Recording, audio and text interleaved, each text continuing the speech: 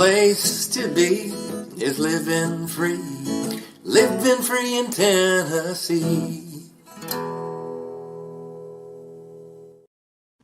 Welcome to the Living Free podcast, where we talk about building a life without limits, where sometimes we play the wrong intro before the show. But anyway, that makes it a little bit more fun. I'm delighted to have John Pugliano on from the Wealthsteading podcast and Investable Wealth. Before we jump into the interview, though, but say hi, John. Hey, Nicole. So before we jump into that, I want to thank two sponsors today. The first sponsor is my absolute favorite sponsor of the show. No offense to John. Hollow Roast Coffee. That's right. You can get delicious, freshly roasted coffee delivered straight to your door at hollowroast.com. And this month, if you want to meet me in person, try my coffee, and you're in Tennessee, I'm doing tastings at the Tennessee State Fair. I put out the schedule in the Monday mail at livingfreeintennessee.com. But my first tasting is this Saturday at 11:20 in the morning at the Tennessee State Fair in the Pick Tennessee store. So come on out, try some coffee, and tell me hello. Our second sponsor of today's show is all about privacy, getting control of your digital sovereignty. And that's right, it's our friends at Above Phone. They have put together a privacy phone that's easy to use. You pop your SIM card in there, and then you basically use alternative apps. But if you need to use some apps that are a little more abusive, like, Facebook that like crawls into your data, you can put it in a little box on the phone. And the best part is, if you don't know what you're doing, they give you 45 minutes of consulting. Find out more at abovephone.com. If you use the link in the show notes, they know I sent you, but they'll also know if you use a coupon code for $50 off, which is LivingFreeTN. That's LivingFreeTN at Above Phone. With that, I want to hop straight into this discussion with John Pugliano of the Wealthsteading podcast. John, what's new? Hey, life is great. It's what you make of it. Yep, that is. Well, and that's what we're talking about today, right? Absolutely. Whatever you want to talk about.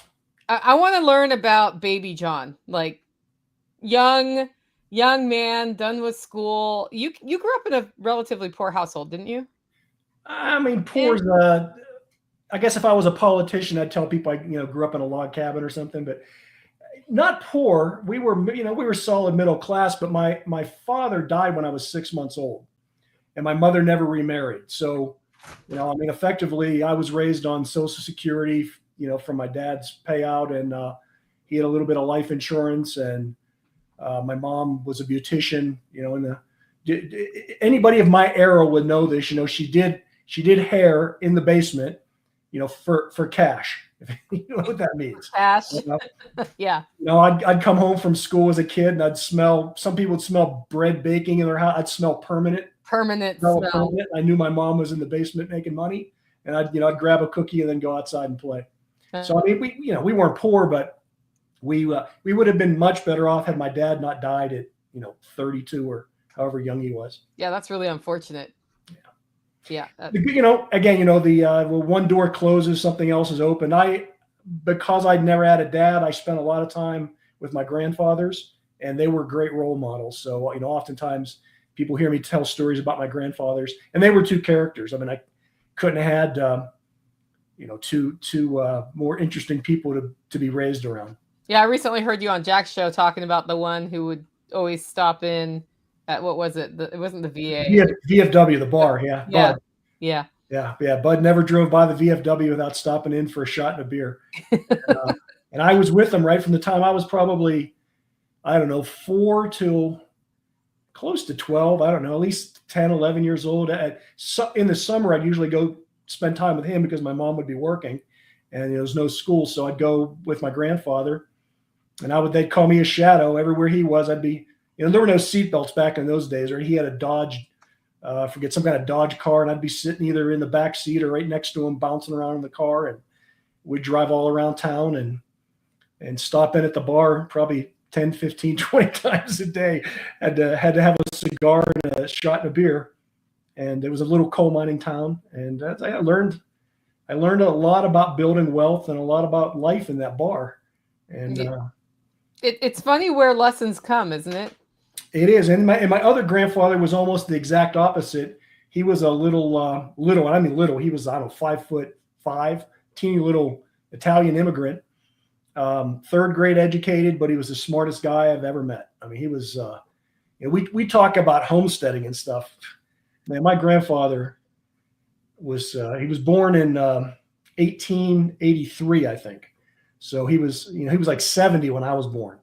And he could do it all, from growing his grapes to making his wine to butchering his sheep to raising bees. I mean, he was I think today what we would call a guerrilla homesteader. Like he had this little teeny plot of land that was no one else wanted, had a dump on one side and a railroad track on the other, and he worked on the railroad so he could walk to work. But as he lived there for, I don't know, 50, 60 years of his life, he just encroached on it more and more. And so by the time he was in his 90s, he was farming like 5+ acres or more, but it was kind of all wasteland that no one else wanted. And he just cut back the trees and grew what would grow. Some places grew corn, some places grew pumpkin, whatever. And he just grew every day. He planted a little more, and he had fig trees in Pennsylvania. He had 2 fig trees that he had from Italy, and he would bury them in the winter and under the frost line, and in the spring dig them back up and put them right side again. Every year until the last year he died, he couldn't do it anymore. But I mean, he was that kind of guy. So I didn't have a dad, but I had some great male role models. Yeah, that's really fortunate. So we were talking a little bit about finding your purpose and living your purpose and all of that before we started. When you embarked on, I'm going to become John Pugliano to the world, basically, how old were you when you left home and started trying to figure that out? So I joined the Marines at 17, delayed entry.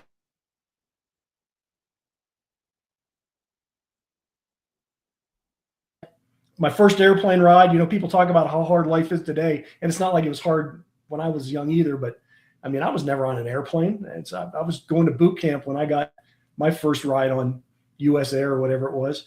But yeah, I left it. So I joined at 17. I actually didn't go till I was 18 because I had to graduate first.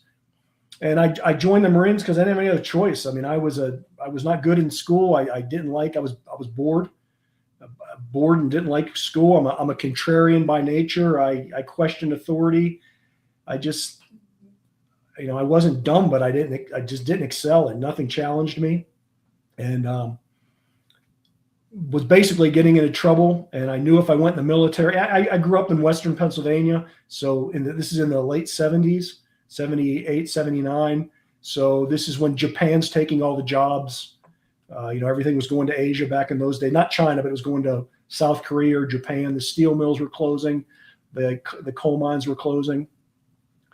The group of guys I was hanging out with, there wasn't, they didn't have any great job prospects. And joining the military looked like the best choice I had. And I've told the story before. I was going to join the Navy. I went down because I knew the Navy had good training, good schools. I could learn a skill in the Navy. And, I wanted to see the world. I wanted to be on a ship and go see the world. And I went to go join the Navy, and I thought they had the ugliest uniforms I'd ever seen. And I was like, I can't wear that uniform.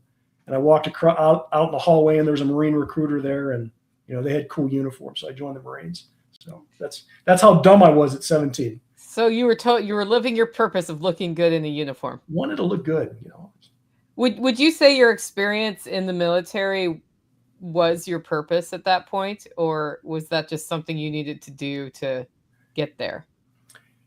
It's what I needed to do, but I could have done a million other things better had I known, right?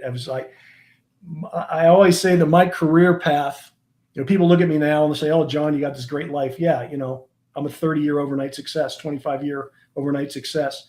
I went down a lot of dead ends and cul-de-sacs, and not that they were necessarily bad, they were just wrong for me, right? I mean, I know plenty of people that have excelled in the military. It just wasn't for me. I ended up wasting. I say waste, it really wasn't a waste, but I spent a good 10 years of my life in the military when I should have never been in there from day one, because again, I am contrarian. I am I'm introverted. I'm not a joiner, right? I mean, you're big on community and stuff, and I like being in the community, right? But I like sitting in the back, watching other people. I don't get up and sing karaoke, right? It's not my thing. And I'll talk about things I like, but if you start talking about something I don't like, I shut up, right? I'm not a leader. I'm not a leader, and I'm not a follower. So I should have never been in the military. But even today, right? I learned huge, valuable skills in the military, and that's probably just the hard path I had to take to develop them. But yeah, I sure wish I'd have done it a different way. Well, almost everybody I know who goes through this path to freedom ends up in a weird, bad place or doing something that's just not, it's not necessarily strong PTSD, like tactical, but they have a path they go down where they're like, this life I'm living is meaningless. Did you end up going through an experience like that? And what did that look like? Yeah, I did. It's interesting you bring that up because we've never talked about that. At some point when I was in the Marines, or early on, in my 18, 19, 20 years of age, I didn't see a lot of purpose in life. And I don't even know how to word this because I haven't thought about it. I guess I had lost my faith, is a way to say it, right? As a kid, I was raised Catholic, but I didn't, I never really enjoyed that experience. It was too structured, I guess, for me, being kind of the nonconformist I am. And so that never appealed to me. And I had a lot of other friends that were other faiths. And my mom was really open to stuff. She actually wasn't raised Catholic either. She just converted when she married my father. So she was open to me going to other faiths. So as a kid, I got to go to a lot of different faiths and see a lot of different things. And I would say I was a believer in something, right? Didn't have a religion, but I was a believer in that there was a creator. And somewhere along the line, 16, 17, 18, 19, that age, I lost that. And I don't know exactly where, but I lost the believer in something beyond me. And the world was really shallow at that point, right? I mean, we're just human animals, and it's survival of the fittest. On the one hand, that's the route you can take. And if you go down the freedom path, then it's like, well, then nobody can tell me what to do, and I can just do my own thing. And I don't know. It does put you in a bad place, I think, because ultimately, through religious experience as well as through reason that I believe, I came to the conclusion that there was a creator and that there was purpose, and that shaped my life more than anything over these last 45 years or something. Can't remember how old I am. So what was your life? I know I look like I'm 35, right? But it's obviously on the camera. Yeah, totally. Because the camera takes years off, right? Yeah, that's what they say. Or put pounds on. Yeah, something like that. What was your life like before then? Before you had that spiritual experience, what were you doing every day? Yeah, well, I was a 20-year-old Marine, so you can let your imaginations run for it. But I mean, I was a young guy surrounded by a bunch of other people, a bunch of other young guys. We full of testosterone, and we were traveling around the world. We deployed every 6 to 12 months. We were never any place long term, so we didn't put down any roots.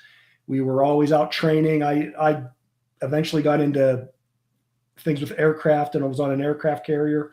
So we were, pulling into ports, or I was land based in the Philippines, Okinawa, different places. And it's a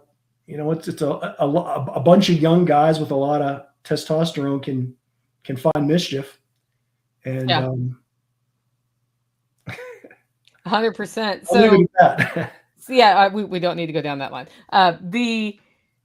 You told me you smoked during that time. I've never seen you smoke a cigarette. Yeah, I haven't smoked a cigarette for a long, long time, but I did, and that was really my weakness. I think I Coincidence, I really don't like alcohol, which is good because, again, I was in that environment where, listen, again, and this is nothing against the military, the Marines, but again, you put a bunch of young guys together and you throw them on some hellhole like the Marine Corps ends up in a lot of times, and they find ways to medicate themselves, right? I mean, I knew guys that if they couldn't get alcohol, they'd go down to the PX and buy, Robitussin. I mean, and I was never that way. That wasn't something I was into. I'd drink a beer or whatever. I actually think I probably, knowing what I know now about food, nutrition, and things, I think I probably have an alcohol allergy, which is a great blessing, because I would probably get sick before I get drunk type thing. I'm not, never reacted well to alcohol. I do love the taste of a really high carbonated beer. So you've seen me drink, alcohol-free beers before. I like that fizz, but the alcohol never did anything for me. But yeah, my downfall was tobacco. I liked smoking, and I don't know when I started. Probably had my first cigarette around 15, 16. Tried it out, and by the time I got in the Marines, I think cigarettes were, I don't know, 35 cents a pack or something back then. They were really cheap, and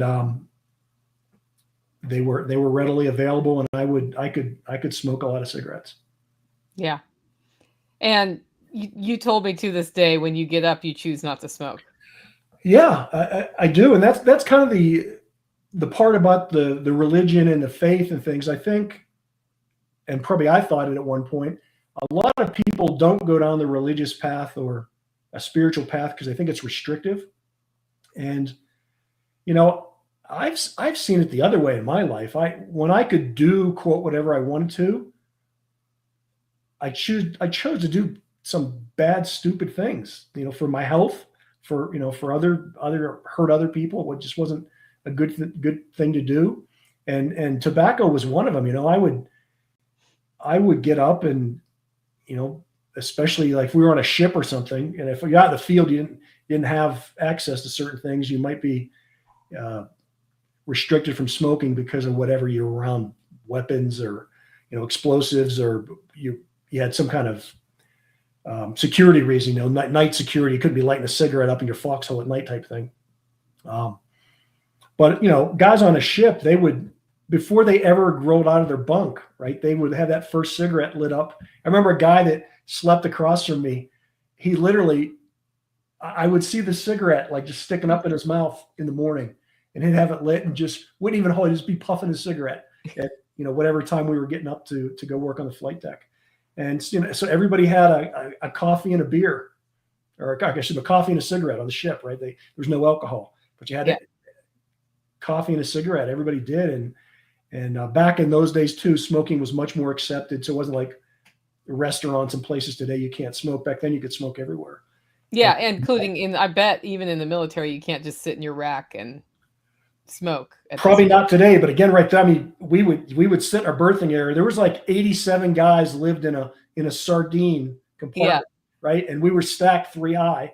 I had a top bunk. I was 3 high. I could reach out and touch, probably 5 people from my bed. It's how close we were packed in there. And people just lay in bed and smoke when they got everybody was smoking with them, basically.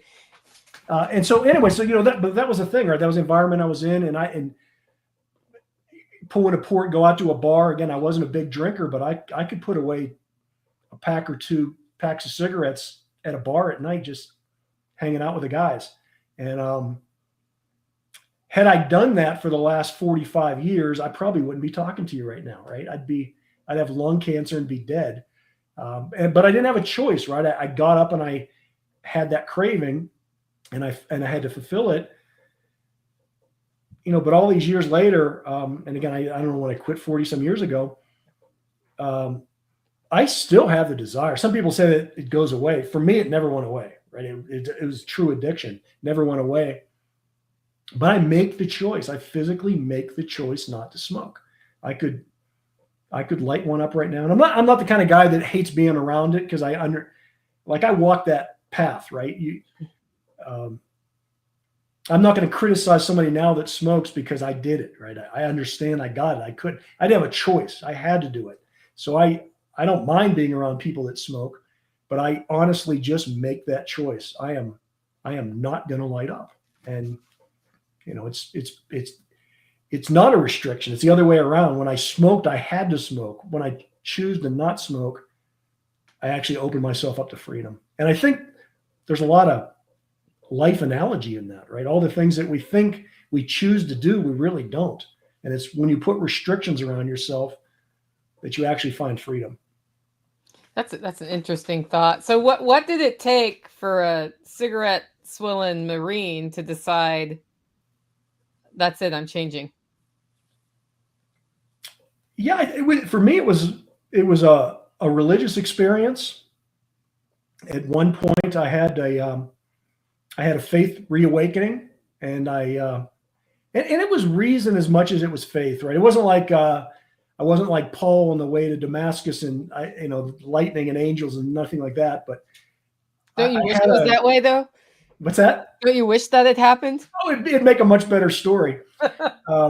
But I just had I guess a religious conviction, if nothing else, that combined with my reason, and this is a point in my life too when I started, and some people say, oh, people join religions because they're weak or they can't cope or they're uneducated, they're stupid. This is actually a point in my life when I became educated.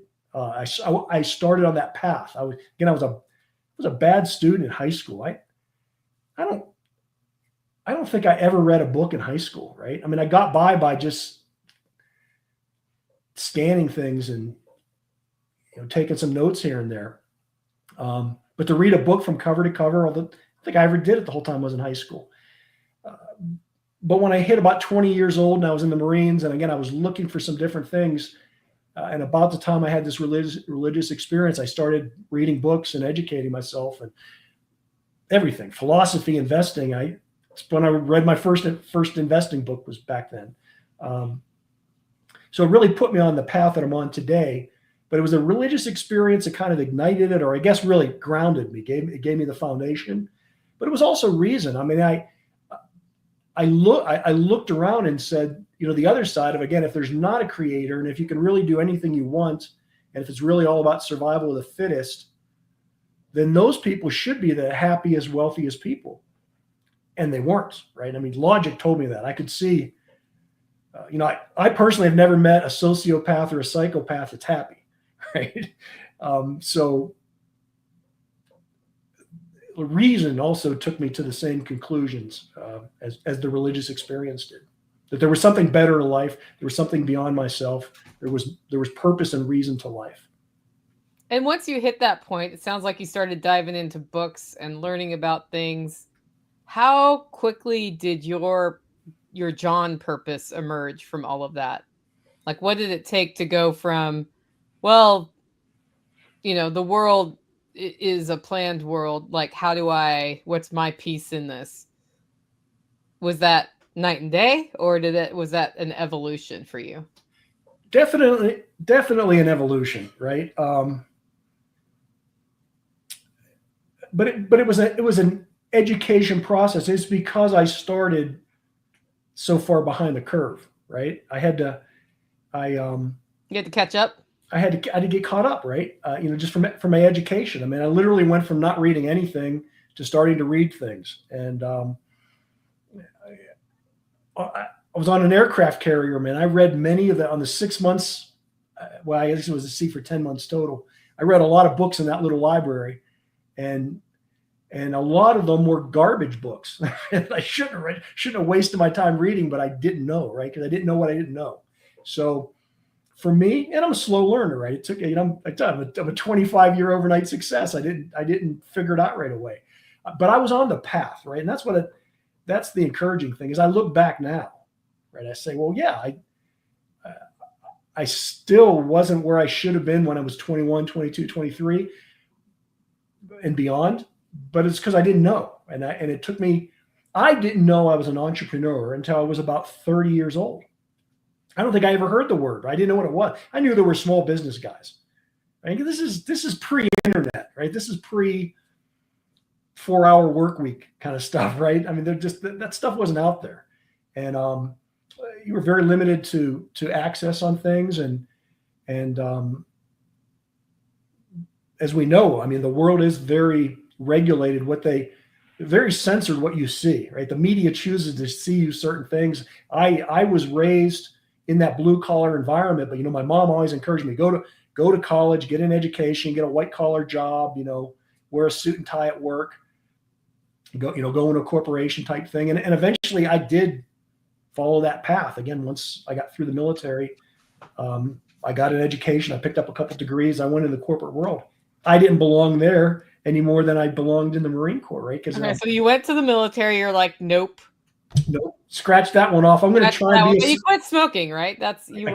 Quit smoking. I quit a lot of things, right? I definitely got on track, and I learned discipline. Again, the Marines were good for me. I mean, they taught me a lot of things, and I'm not going to get into my circuitous path, but I got out of the Marines. I went to college. I stayed in the reserves. I ended up joining our Army ROTC because there wasn't a Marine detachment at the university I went to.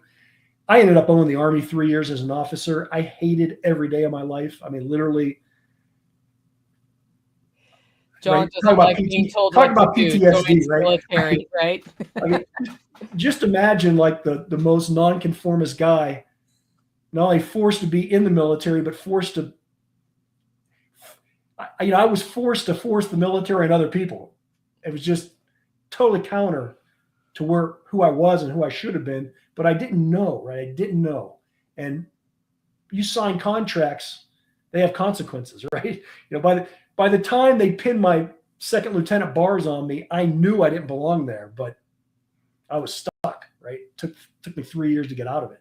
So again, life has different pathways, but there are skills that as much as I hated it, and trust me, I hated it. I would have been happier in prison. But you know what? I learned valuable management skills that I use to this very day, right? And I may again, maybe that's the path my creator put me on because I was so hard-headed. I wouldn't have learned them any other way.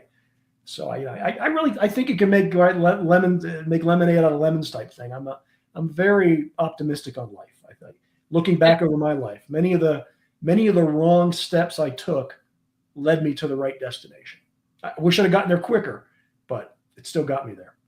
I rarely meet somebody who doesn't wish they got there quicker. Yeah. And it's almost like we have to have the hard lessons or those negative experiences to learn from them to get the skill to have like the prosperity or the good stuff happen. I think because I feel, as you know, what we're doing here with the Holler Homestead, I feel like I should have been doing this for the last 15 years, what I'm doing now, just starting really. Right. But did I have the skills to do that 15 years ago? Probably not. That's the point, right? Yeah, I could sit here, and again, the older I get, the less I worry about it taking me so long, because it's made me who I am. And the reality of it too is I couldn't have done it. Not only didn't have the skills to do what I do today, the technology wasn't even there 20 years ago, right? And so it just wasn't meant to be, right? We are born into this time period that we're in, and it's what it is. We're going to change it. So I encourage people to follow that path they're on, because if you're on the right path, you'll eventually get there. So you worked in corporate America. What did you do? Jack Spirko and I have eerily similar backgrounds. That's kind of why we hit it off the way we do. I gravitated towards sales because I found out you didn't have to go in the office, and you basically had unlimited nonconformist. Nonconformist. Right? So I got out of the military to go into something that I thought was less regimented. But I mean, the fact of the matter is, the jobs they hired me into, they specifically hired former military officers for, because they wanted that regimentation. I didn't want that. And again, I didn't have the skill set to go out and start my own business. I looking back, right, I could have, right, I could have put together enough money to do something, but it didn't even occur to me. Like I didn't know how or what to do. And so I went into sales, and again, I'm not a golfing flamboyant guy. So I went into the boring part of sales. I was in technical sales. I sold industrial equipment. I should have gone more, again, looking back, I should have gone more Silicon Valley stuff back in the day. But for whatever reason, I didn't, that opportunity didn't come up. And I gravitated to my background being in mechanics and more blue collar things. I was industrial. I spent 20 years selling industrial materials or machinery. And again, it was a fantastic experience. I started out in the US in 1990, selling to all the small little factories in the Midwest. And over that next decade, I watched them all go out of business or be sent to Mexico or Japan or China or Korea. And that next 10 years of my career was spent taking that technology to those places. So I got to work in China, Brazil, Europe. I got to travel the world. And that made me, oddly enough, right, that made me a great investor because I got to see boots on the ground what was going on in the global manufacturing environment. And it gave me great investment skills. So let's hang there for a second. So you were traveling all over the world doing sales, inside view into how when production migrates other places in the world, those are investment opportunities. Investment opportunities are creative. When did you when and how did you put that together? Because one of the things I love about getting your emails and just hearing how you talk about investment is the sky is falling. I don't know what's going on today about the sky falling, but the sky is always falling somewhere. And they're saying, so you need, on the news, they're saying, so you need to do this with your money. And you're usually like, actually, in the world, this is what's going on. And that's why I'm putting my money here, not there. And they're telling you to put it there. And that's wrong. Yeah. Again, it's the contrarian in me, right? I'm going against the grain with Wall Street and hence why I never had a Wall Street career, right? I could have studied finance in college. I chose not to. I chose to study science and engineering, even though my passion was investing. Again, as that little kid being with my grandfather, I was studying money back then. I was reading the Sunday paper with him, trying to figure out what was going on in the stock section. I would, when we were down at the bar and and back then it was the same way, right? People were So this is, I grew up in the era when they were taking silver out of coins, right? So part of my job at the bar was, because I was a little kid, that they take all the money from the jukebox or the cigarette machine or whatever and pile it up on the table. And as a little kid, I'd sort out the silver from the fake coins, right? So, I mean, I grew up in that environment. I knew about hard currency. I knew about investments and things, but I knew about it from a blue collar background. And I really didn't know how to make money out of it. So when I was about early 20s in that transition from being in college, getting out of the Marines, being in college and in the reserves, that's because I started reading my investment books when I was in the Marines. That's when I started to read about small business and investing. And I just read everything I could. I studied hardcore science and engineering in my degree, because when I looked at people like stockbrokers or insurance salesmen, I just thought they were kind of hustling people. They were trying to sell a product as opposed to building wealth. And I wanted to understand how to build wealth. And so, early 20s is when I started to figure that out. But there were no resources like we have today. I opened up my first Charles Schwab account in 1985, and I think Schwab started around 83. So, I mean, I was like on the cutting edge of being an individual investor, but it was nothing like it is today, right? It cost $55 to make a trade, and you had to use a phone, like push 1 to buy, push 2 to sell, that type thing. No like computers, no modems or any of that. Literally just dial tone on the phone. And I didn't have a phone, right? I was a poor college student. I had a couple $1,000s. I literally would have to go down and use the payphone on the street corner to check the status of my stocks. I mean, that's how primitive this was 40 years ago. But again, I started on that path. And then when I went into the corporate world, And I started seeing how money was made, and this migration of, my blue collar background would have told me to vote for Ross Perot and bitch and complain that jobs are leaving America and the great sucking sound going to Mexico or all that, right? That's what my blue collar background told me. My investment side said there's money to be made here in this transition, right? And I can bitch and moan, or I can figure out how to make money, right? And again, that's why I chose to not only with my career migrate with it, but also my investment strategies. And the beauty of that, and again, where I fit in with being a contrarian, I would read the Wall Street Journal, and I would think it was gospel because it was like the Wall Street Journal, right? I mean, these guys are smarter than me, right? I just got out of the military. I don't know anything. These guys in the Wall Street Journal, they're geniuses. Well, I would also be in the factory that article was about, that company, right? And I would see a totally different thing going on in the factory. Or, in the hotel I stayed in that night, I would meet other people from other industries and I would talk to them. Or, driving down the road, I would see certain trucks or different things on the highway, and none of that was being reported. Or if it was being in a different way. And so I learned to have that discretionary opinion of what's gospel in the media is probably bullshit. It's kind of became my investment approach, and it's worked out pretty good to this day. Yeah. So what is wealth to you? Because you started talking about building wealth. Yeah, and this is a contrarian opinion as well. So you would think, as being I call myself a money manager. I have an investment firm. I love to invest in trade stocks. It's my life. It's my passion. But because of those experiences I've had, some 40 years ago, I never really did it for the money, right? I never approached it for the money. In fact, the reason I have the wealth I do is because I really don't care about money. Most people that care about money end up spending it, right? And they find that money doesn't bring them happiness because they end up buying a lot of things that make them miserable. I never really wanted to make the money for the money so that I could have a bigger house or so that I could have a nicer car. I wanted to have my freedom and my lifestyle. I knew that I would see this especially in I was going to say especially in my corporate job, but really in the military as well. Guys would re-enlist, and they'd take their re-enlistment bonus and go out and buy a car, right? The most expensive pickup truck or whatever. And they just locked themselves in for the next 6 years, right? They literally took every penny of their enlistment bonus and bought something stupid with it that was going to depreciate.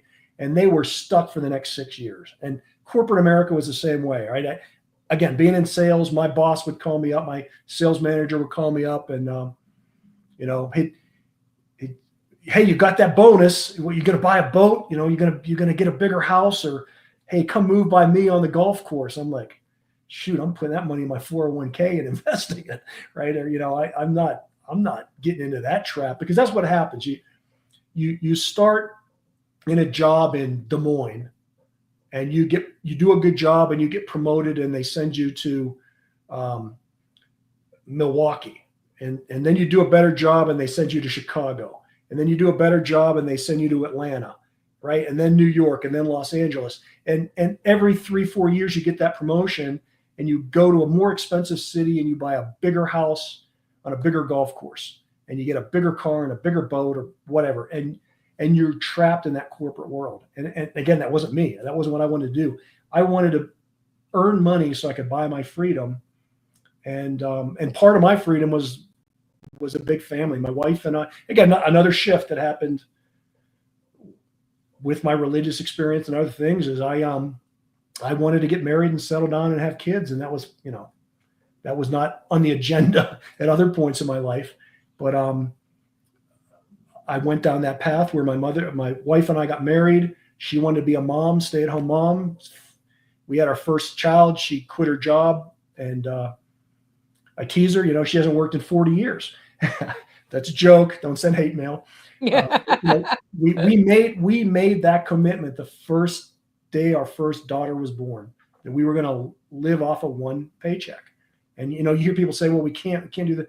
Well, you can, you choose not to. Right. And we made that choice to have a large, we have 6 kids. They're all grown now. but we made that choice to be committed to each other and to have the family. And we wouldn't always have the biggest, best house in the nicest neighborhood, or we wouldn't drive the nicest SUV or anything, but that wasn't important to us. We wanted to have a family. And to do that, though, I had to make money, right? And I left my house a lot of times Monday morning or Sunday night and didn't come back until Friday or whenever, right? Because I was on the road traveling. Or if I was in Asia, I didn't come home for 3 weeks because I had to go out and make money. But I had to work so my wife could stay home, right? And that was just a choice we made. And do you regret that choice? No, not at all, right? In fact, I just found out our 13th grandchild is on the way, and it's one of my sons that has. This is gonna be his 4th girl. He's got all girls, 4 girls. So, hey, what a blessing! 13 grandkids is, it's pays dividends. Yeah, and still young enough to have fun with them. Absolutely, yeah. That's the whole point of being a grandfather. Having fun. So wealth to you involves money for freedom's sake. And it sounds like wealth is your family. It's everything, right? It's your family. It's your health. Health and wealth, they rhyme, I think, for a reason. And again, had I, one of the best investment decisions I ever made, you know what it was?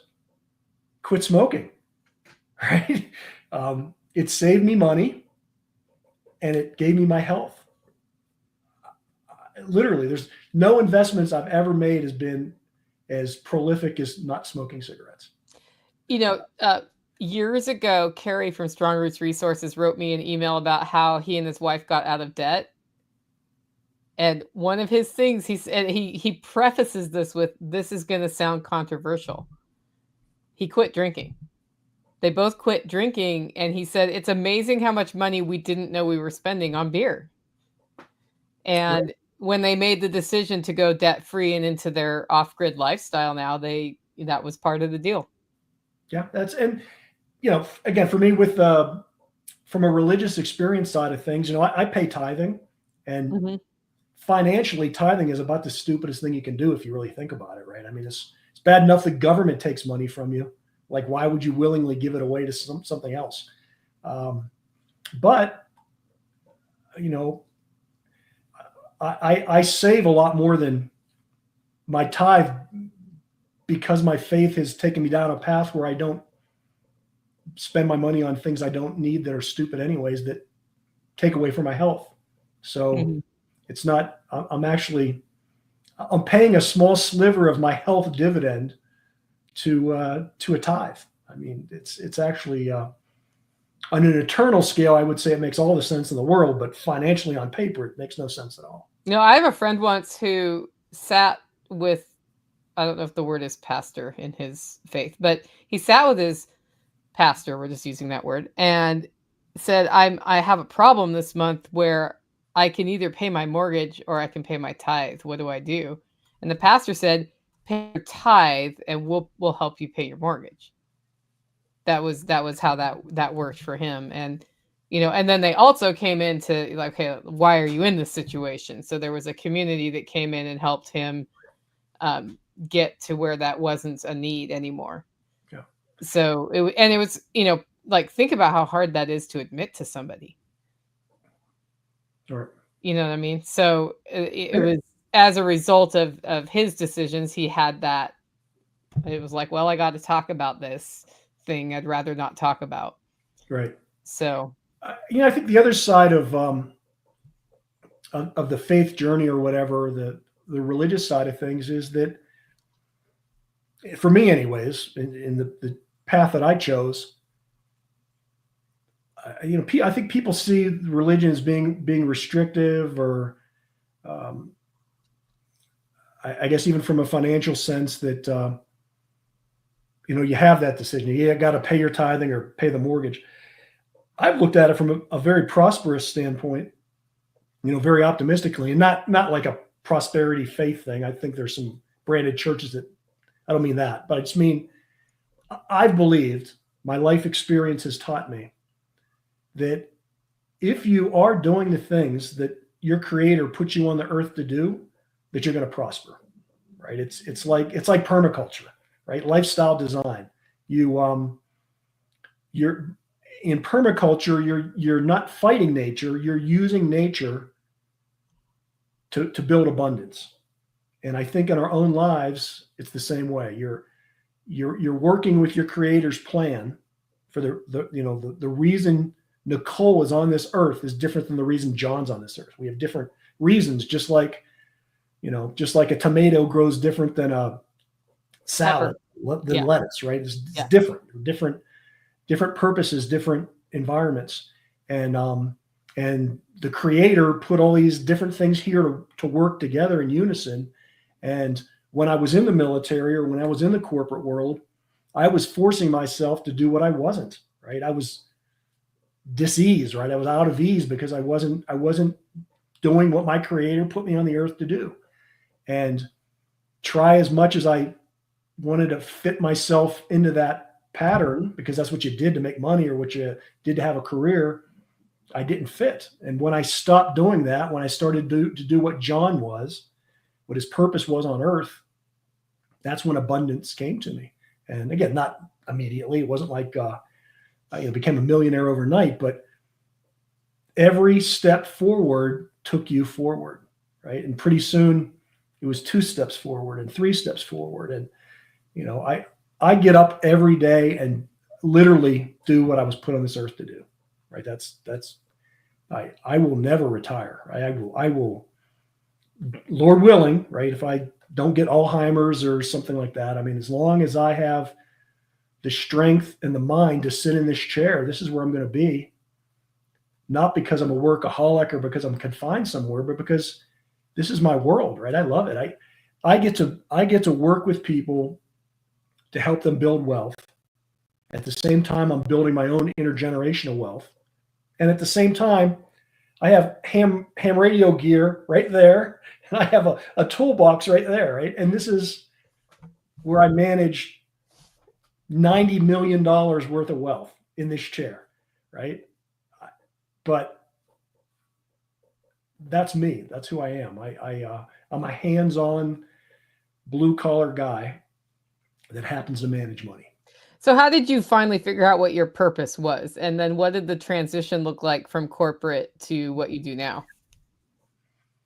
Yeah, so I had and again, it's that progression. As much as the religious experience moved me when I was 20, I had that entrepreneurial experience when I was 30-ish, 30, 35, in that range. And this would have been right when the internet was coming online. So again, I went from reading books in the library and stuff like that, the Wall Street Journal, to now you had the internet, which started to open up the world. But we're talking primitive, right? AOL and CompuServe, dial-up modem. I don't even remember what they were called. Earthlink. Remember Earthlink? Earthlink, yeah, that kind of stuff. I mean, there weren't even websites websites were just starting, right? It was more like you went to these discussions. It was sort of like a really primitive Reddit or some forums and stuff, right? Yeah. So I'm not talking primitive days, but I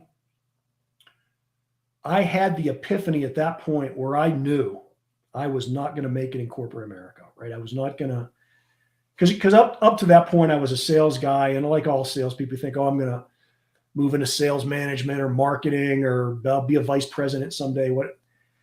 At that point in my life, I'd said, you know what, this isn't for me. I am never going to move much beyond where I'm at. Not because I can't, right? Not because I don't have the ability. I don't want it, right? And it takes away from my personal freedom. Again, it's whenever I buy something, I said this out in April when I was out at your place last time, about money. Before I buy anything, I ask, does it make me happier? Does it make me freer? Right. And rarely do those two things mesh up, that it makes me happier and it gives me more freedom. And that's kind of where I came with the career choice. I said, yeah, I can take promotions, I can make more money, but I'm not going to have any more freedom because I'm going to have to go to the office. Like right now I got to get on an airplane and fly somewhere, but I do it at my own speed, my own time, and I make choices for myself.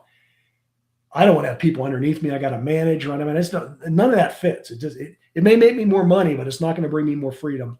And ultimately, that's when I really started to put together my investment strategy, where I was seeing about how all these different things worked in real life versus how they were portrayed in the media. And so I was starting to make good money at that point, I would say, investing. It's really the first, started investing when I was, say, 25, and then I'm 30 or 35 before it really starts to gel and make sense. And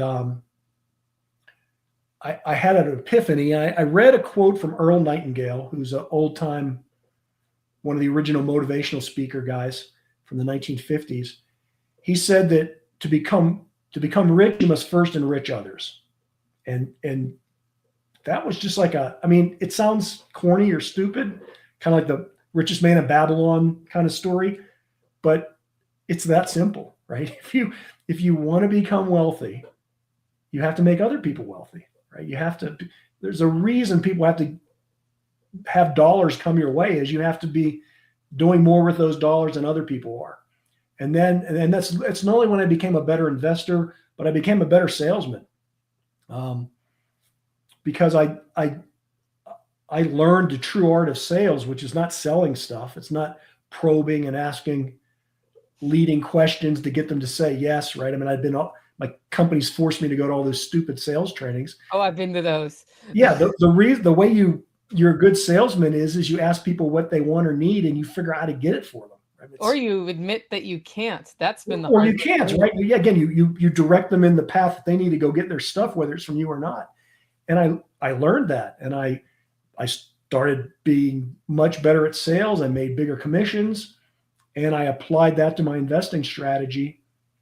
And I knew I would eventually not work for the man anymore. Again, but I didn't know how, right? I didn't know, how do I get out of this? Because again, at this point I had a wife and 4 kids, and eventually 2 more came along. So it wasn't like I was, honey, I'm going to start my day job and I don't know what I'm going to do, right? It wasn't that way. And even when I hit my first, million, okay, you think that makes you wealthy. Well, it doesn't if you have a wife and 6 kids, right? So I had to get bigger than that. But again, I was on that path, and it really started when I was 30, 35. And I can tell you, I had my net worth. This is how it works. My net worth pre my epiphany of to become rich, you must first enrich others. My net worth, every penny I had in the whole world, equity in my house, everything, was about $70,000, $73,000. Within about a decade, more or less a year or two, my net worth was over $1 million. And it was literally that thought process. I made more in my job, I made more investing, and I saved more, and that allowed me to make more, and the snowball began. And it was one thought. It was that way. And again, I would argue it was still on my religion and my my religious awakening and my overall intellectual awakening. It was just one more step in that process. But it took me another 10 or 15 years, right? From the time I started reading books until that thought hit me, that experience hit me, that was another decade-ish, 10, 12 years. And, but it was the key and the hook, the key and the lock that opened up those next possibilities for me. Do you think you would have been able to take that message on? Let me step back a second. So it was the idea, but it was the fact that I got off my ass and acted on it, right? That's where I was going. Right? It's like, if you'd had that idea a decade earlier and done nothing, it doesn't matter. Right. So what does taking a step in enriching others look like to you? And again, this is kind of where it gets back to that religious experience side of it, because I could have had the thought, well, then I'm just going to be narcissistic psychopath and figure out how to take people's money, right? I could have been a Bernie Madoff, right? Bernie Madoff scammed people for 25 years before his Ponzi scheme fell apart, because he was not living a true life, right? He was a fraud. And a lot of people go down that path. But, because of my religious experience and because of believing that I was on earth for a purpose, there was a greater reason for me to be here. Then I realized that I had talents and abilities. And by putting those talents and abilities to work, right, not by trying to be like Nicole, not by trying to be like Jack or somebody else, but by being more of John, I was enriching what my creator made. Again, just like permaculture.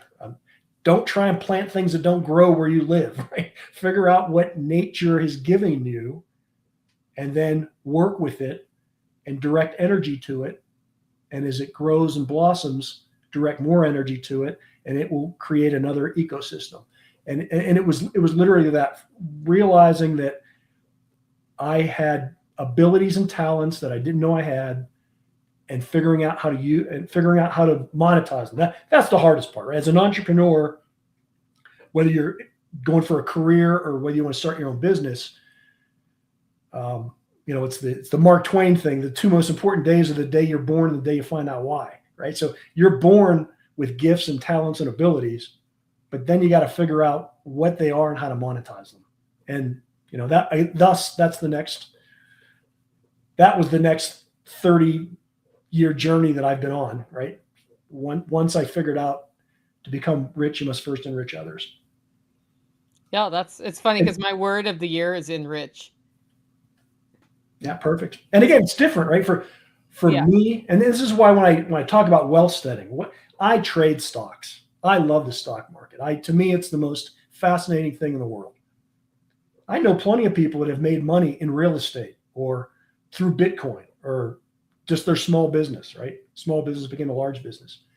And I don't tell anybody not to go down those paths, but for those that choose to go down my path, something that I have a talent and ability in, I work with them and I take them in that way. But I acknowledge all these other things around me, and it's the same way with everything. We talked about my addiction was tobacco. Could have been alcohol. Could have been pornography. Could have been, a million other things, right? Some people are kleptomaniacs, right? They can't help themselves. We all have just as we all have different abilities, we have different weaknesses. And I'm not here to criticize other people's weaknesses, right? What's the old thing? I sin differently than you, right? I mean, but it's all so unique. And that's why I don't get all wrapped up in, there's just one way to do it. Read Rich Dad, Poor Dad, right? And they're going to become wealthy. Well, maybe not, right? Yeah. I can show you 1,000 books. And again, I read most of them, right? How to get wealthy, how to invest, all written by mostly people that are real, millionaires, billionaires. But that isn't how you get wealthy, right? We all get wealthy on our own path, and what works for one person doesn't work for another. Just like you can sing, right? You have music abilities. I can't. I'm into ham radio because, right, I can't make music. I don't appreciate music. I listen to dots and dashes and things like that. And if I had musical ability, I'd be better at that. And I struggle with something like Morse code because I don't have any rhythm. You would be great at it, but we're all different. And I'm not going to make money the way you're going to make money. I'm going to do it a totally different way, but we can all make it. And that's, to me, again, that's the optimism and the prosperity side that I see in the world. Is if everybody did what they were put on the earth to do, the earth would be a better place because people wouldn't be trying to be something they're not. And economically, it works out too. It's a comparative advantage. You can sing because you can sing, and you can develop that and take it to places I never could. No matter how hard I try, no matter what voice lessons I take or whatever. As a kid, my dad was a musician, so I took music lessons and stuff. Yeah, I can make noises, but I mean, I don't have music ability, and I'm never going to have music ability. And there's a lot of things I can't do. And the beauty of the world we live in today is that when you discover what you can do, you can use technology to do all the things you can't do. I have no sense of Even direction. sing, by the way. What's that? Even sing, by the way. Even sing. Oh yeah. Artificial intelligence will make me sing much better than I do. I daydream. I'm a dreamer, right? I'm a daydreamer. One of the reasons I didn't do well in the military, I didn't like the military, is you got to make snap decisions, right? If you're leading an ambush, right? If you're in the military and you're going to attack the enemy and you're leading an ambush, you're not questioning things, right? You are trained a certain way to do something, and you're going to do it that way, so that when the crap hits the fan, you're trained to react in a certain way. I learned how to jump out of airplanes, right?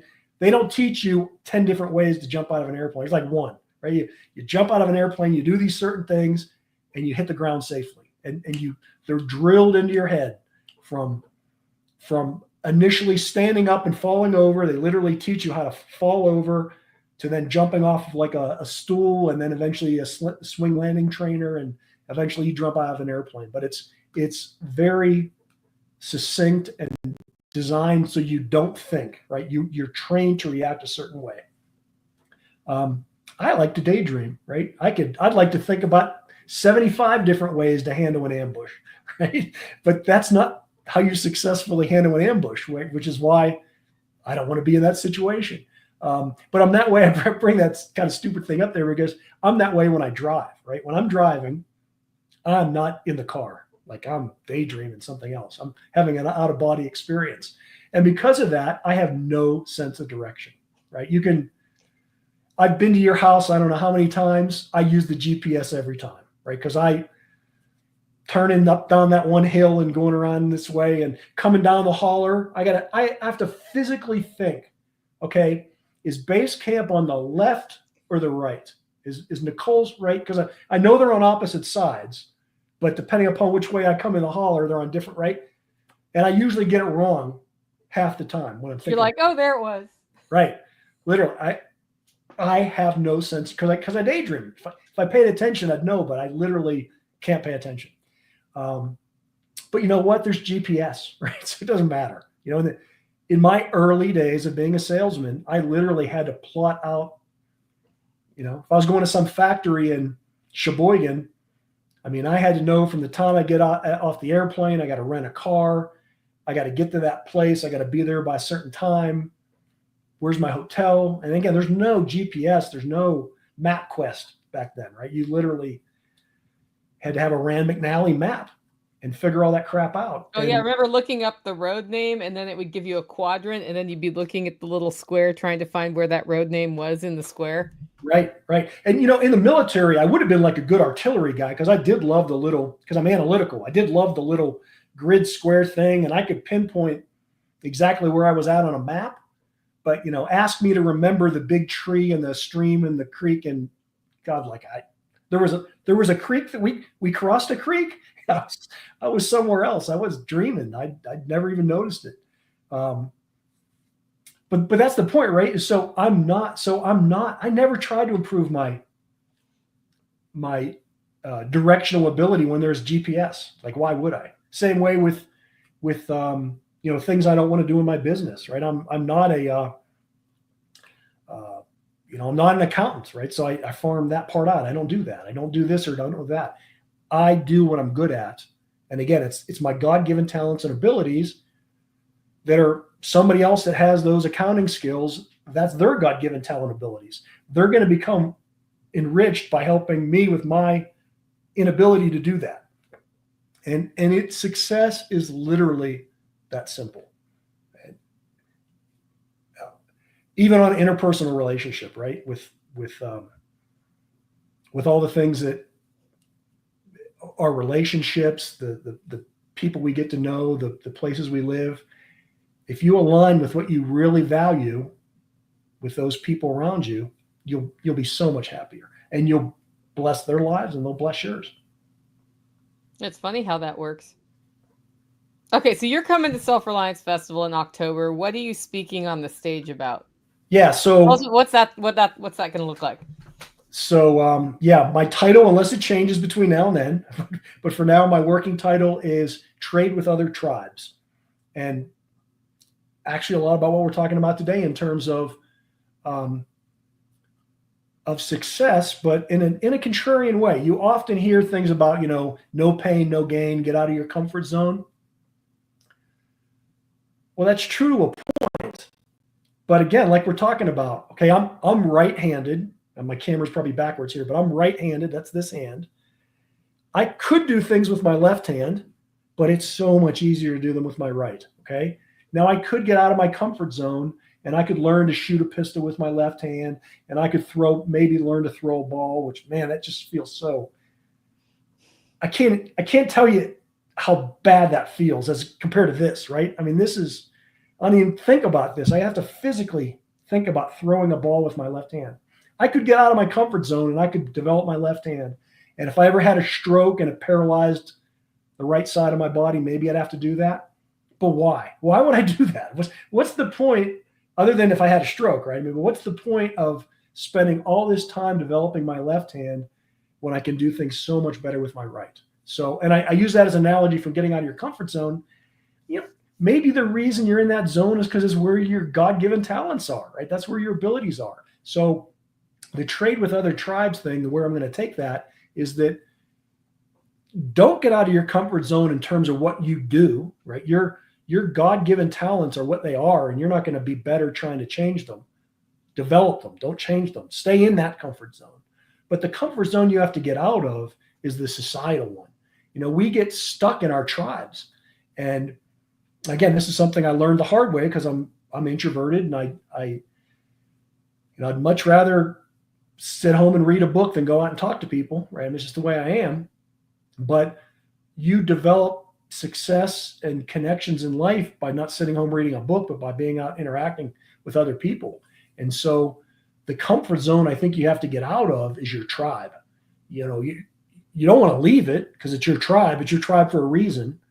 But you want to trade with other tribes because, and again, it gets back to that enriching others. The reason you're in the tribe you're in is because you guys are all, not you guys, but generally, it's an echo chamber, right? You're comfortable. You're in that comfort zone. But because you're in their comfort zone, the value of what you have is diminished because probably everybody else is very similar. And so the way to really build wealth is to get out of the comfort zone of the tribe and sell to other tribes because they can't do what your tribe can do. And the beauty of this is that then it actually ends up bringing us all together, right? And so the political parties that want us to be red or blue team, or the news media that wants you to be Fox or CNN, or there's always a dichotomy, but that's not what wealth is. Wealth is by enriching other people's lives. So if we can learn to do what we do good and then take that to other tribes, we actually all become one bigger tribe. That's going to be that's my philosophy. That's going to be a great talk. I also understand you might do a demo. You don't know for sure. Yeah. Well, my goal is I'm a ham radio operator, like we talked about. I love it. It's a passion for me. I definitely will have my radio with me, but I'm trying to put together between now and then having a hex beam. If anybody is in ham radio knows what a hex beam is, they're really cool. And actually there's a lesson to be learned in that too. And as I demonstrate the radio, even if you're not interested in ham radio, check out the demonstration because I'm going to talk about the reason this antenna is so unique is because it beams at strength, right? We're going to use the same 100 watts, but because I'm going to use a certain kind of antenna, we're going to talk to, Japan or Istanbul or somewhere, as opposed to that same 100 watts going through a traditional antenna. We wouldn't be magnifying our signal that way, right? So we're taking the exact same strength and we're magnifying it. And the beauty of this antenna, again, it's even more analogous than I first thought about when I was telling you I'm going to bring this, is that it's the shape. It's the shape of the antenna, right? There's no difference in physics or any of this other stuff. It's simply shaped differently. And it's a weird shape. And I think a lot of times the world thinks you have to, that's a weird shape. But you know what? It's that shape that makes you unique and magnifies your abilities, just like that hex beam can magnify ham radio signal. So a lot of life lessons. Yeah, that sounds like it's going to be a fun thing to check out. I hope you're able to get your hands on it. And if people want to follow you and connect with you, how do they do that? Wealthsteading podcast is the best place to find me. It's on all the normal places you'd expect it. I have a YouTube channel, Wealthsteading, as well. That's where people ask me what that is. It's wealthsteading to me was like homesteading, and it's about learning to develop your assets instead of develop the land type thing. But it's all about how I develop my own wealth, how I did it in the past, how I do it today. And I don't have stock tips or tell you how to get rich or anything. I literally just try and share with you what I'm reading in the media, what I'm doing with my money, why I think the way I do. And it's worked for me, right? And so that I share that in an audio form with Wealthsteading. My business is investablewealth.com. You can go find me there, but Wealthsteading is the best place to start with me, and they can find out more about me there. And if you guys want to meet John in person, come to Self-Reliance Festival, October 4th and 5th. You can get your tickets at selfreliancefestival.com. John, thanks for being on. Nicole, it's always a pleasure. Thank you. We'll see you guys next week.